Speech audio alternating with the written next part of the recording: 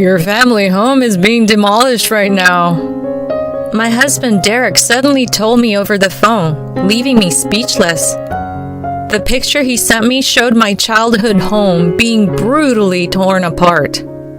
I am Kim, and I live with my husband Derek and his mother Mary. I met Derek at work, but I quit my job after we got married, and now I'm a busy housewife. I later found out that before our marriage, Derek seemed like a kind and reliable person, but he was actually a mama's boy. Once we started living with Mary, his true colors began to show. His devotion to his mother was nauseating, as he always prioritized her over me, his wife. Everything in our home, from the interior design to the furniture and daily meals, was decided according to her wishes. Just by drinking coffee, she quickly became the queen of our household, and I was left to do all the housework like her servant. Derek didn't care at all about how miserable or exhausted I felt. I'm starting to wonder if I married him just to take care of her. Her arrogance escalated day by day. She never openly mistreated me in front of her son, but when we were alone, she constantly tormented me. I could bear some of her insults and silent treatment. But one day when she called my freshly brewed coffee disgusting and splashed it in my face, nearly burning me, I reached my breaking point. I tearfully confided in Derek when he came home, but he brushed it off, saying, "Mom was just in a bad mood.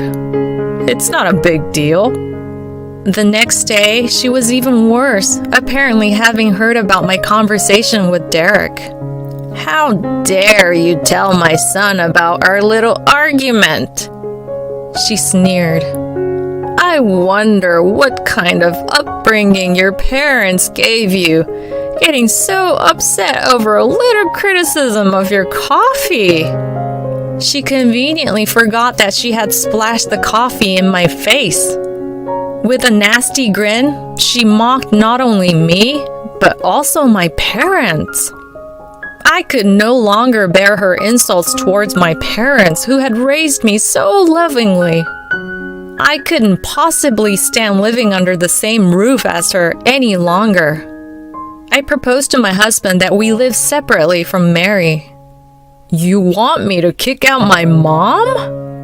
I can't do such a disrespectful thing now." "Then I'll move out," I replied without hesitation.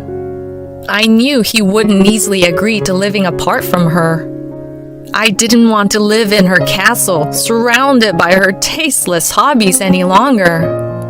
I quickly filled out the divorce papers and arranged a contract for a weekly apartment. It took some time to finalize the contract, but there were plenty of ways to kill time. The next morning, I left the divorce papers on the table and hurriedly left the house. I desperately wanted to avoid going back to my parents' home. If he came looking for me, he would probably check there first. I didn't want to cause any unnecessary worry or trouble for my parents. I hurried the move so he wouldn't have a chance to interfere any further. Afterward, I arranged a trip for my parents as a gift. I broke into my savings from before I got married to finance the gift. My humble parents hesitated, but I insisted and sent them on a trip to San Francisco. I wanted them to enjoy themselves since I hadn't been able to properly show my gratitude towards them after being married, always dealing with Mary and Derek. With my parents away, they wouldn't hear from Derek for a while, so I wouldn't have to worry about him causing them trouble. I was starting to get used to my new life in the weekly apartment when Derek suddenly called. He had called several times since I left, but I had ignored them all. I reluctantly answered the phone, wondering why he was calling now. Derek sounded surprisingly cheerful on the other end of the phone, asking, "How are you?" I cautiously replied, "What do you want?" Unapologetically, he continued, "I'm having your family home demolished right now." I fell silent for a moment, not understanding what he was saying. Demolished? Did you say demolished? Like destroying? What on earth are you talking about? Don't mess with me, I retorted, still not grasping the meaning of his words. He remained nonchalant. Yeah, I'm selling the land your family home is on to buy my mom a luxurious house. I was left speechless by his nonsensical statements. With a smug tone, he said, We're married, so it's shared property, right? And hung up the phone. Only the cold, electronic, disconnected tone remained. What kind of ridiculous logic is that? It's like something an alien would say. I couldn't tell if it was a prank or if he was serious, so all I could do was stare at my silent phone. Then a notification popped up immediately. A picture had been sent. It was from Derek. When I opened it, there was a picture of a house being torn down. The white walls and blue roof were just like my family home. I could feel the blood drain from my face. I tried calling him back furiously, but he completely ignored me. I couldn't help but collapse onto the floor. Later, I found out that after I had left, he went to my parents' house, as expected. He learned from a neighbor that my parents were on vacation. The neighbor also mentioned that I hadn't returned to my family home. Upon hearing this, he became outraged. So she tells my mom to live alone while her parents go on a luxurious trip? Though it was an absurd grudge, it must have seemed unfair to him. In a fit of anger, he decided to demolish the house as revenge. Unfortunately for him, neither my parents nor I were there. Moreover, he hadn't submitted the divorce papers yet. He thought that since we were still married, he could do whatever he wanted with my property. Hello? Sis, are you okay? I hurriedly called my sister, who was still living at the family home. I didn't know how he managed to do it, but if he forcefully demolished the house with her inside, what would happen to her? I anxiously waited for her to answer. After several tones, my sister answered the phone in a relaxed tone. Hello? What's wrong? I just woke up. The house! Is it okay? Even though I asked with a sense of urgency, my sister's attitude didn't change. It almost made me feel like I was overreacting. The house? Oh, Keith across the street seems to be having some renovation work done or something, but our house is fine.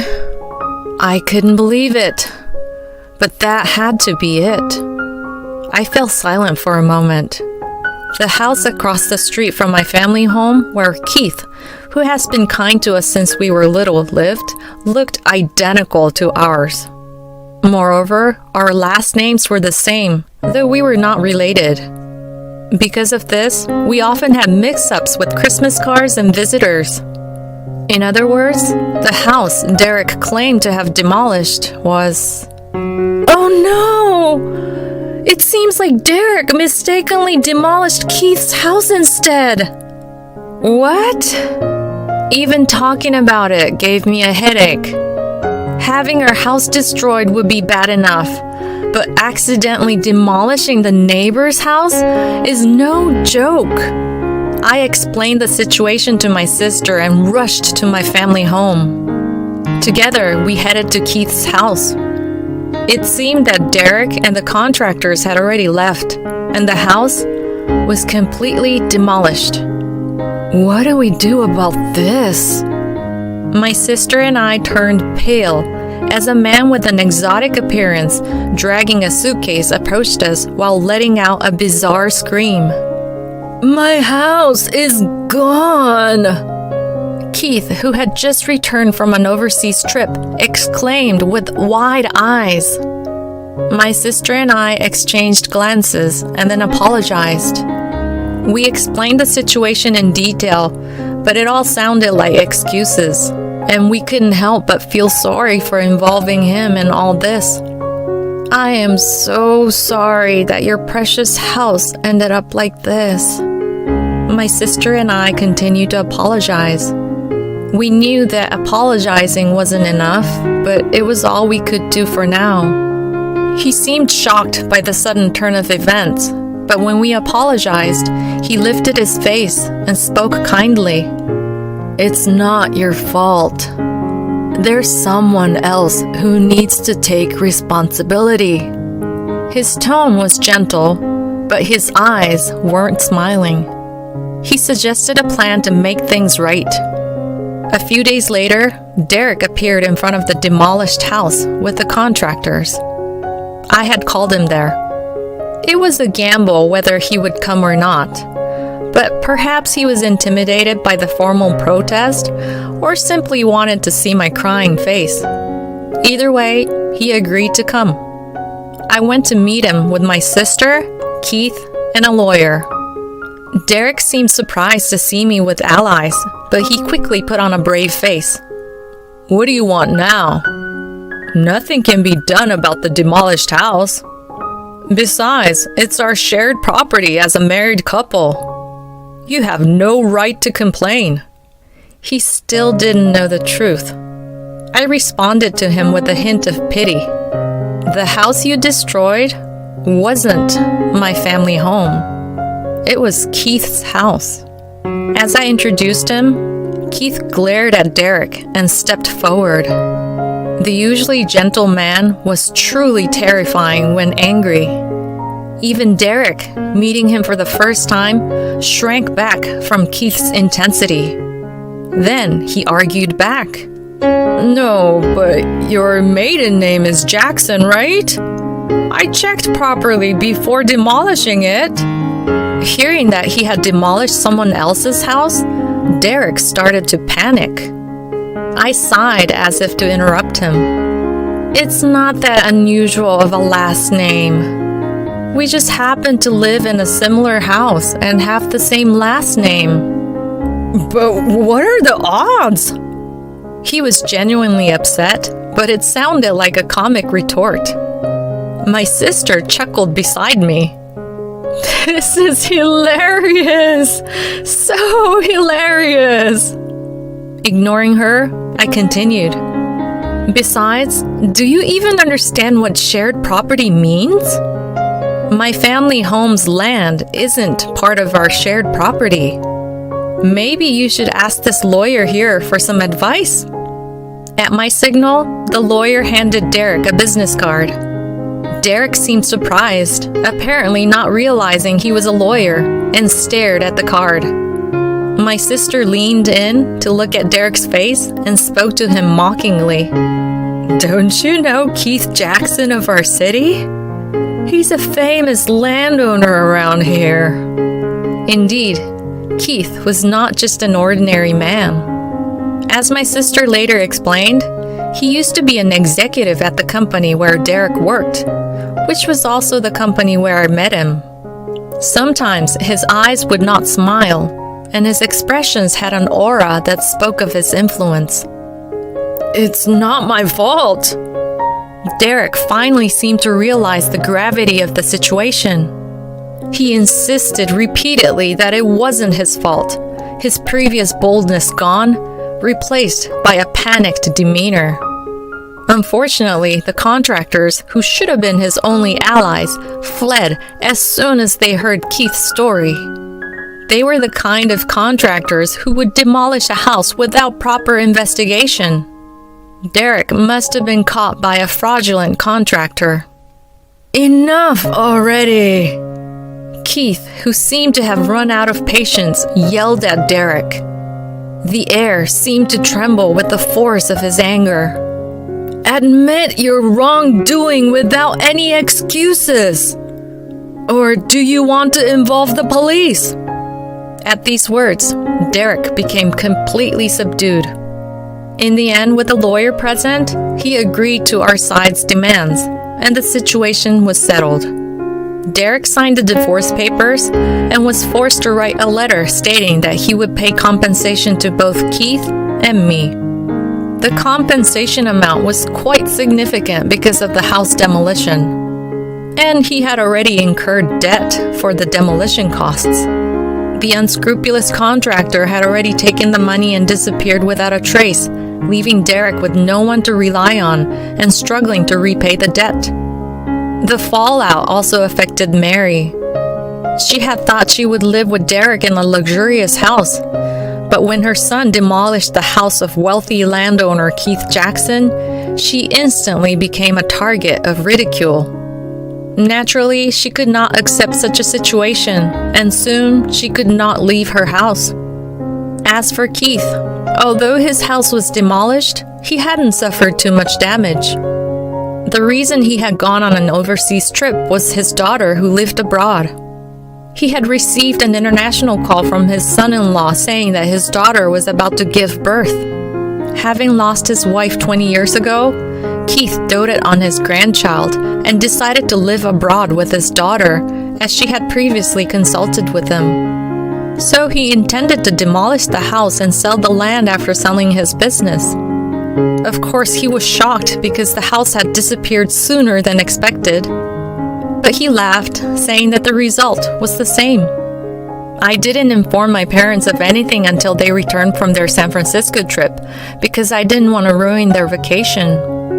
When they returned home and heard the whole story, they turned pale and were speechless.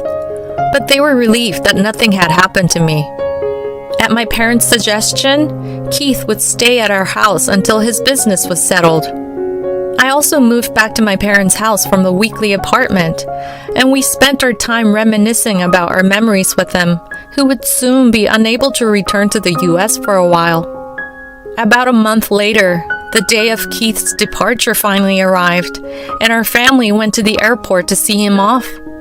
He was carrying a bunch of toys, and he seemed so excited to see his grandchild that he looked like he might start dancing.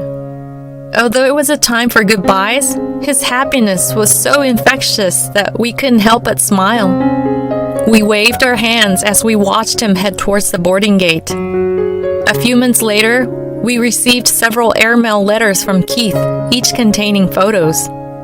In every photo, he was holding his granddaughter, looking incredibly happy. My sister said, "They've been nagging us. They want to see their grandchild's face." It's definitely Keith's influence. I agreed. My sister and I had begun to hear our parents expressing their desire for a grandchild as well. Seeing Keith's happy face and the adorable photos of his granddaughter made me want to have a family of my own. But next time I get married, I vow to choose someone who isn't a mama's boy and who will genuinely cherish my family.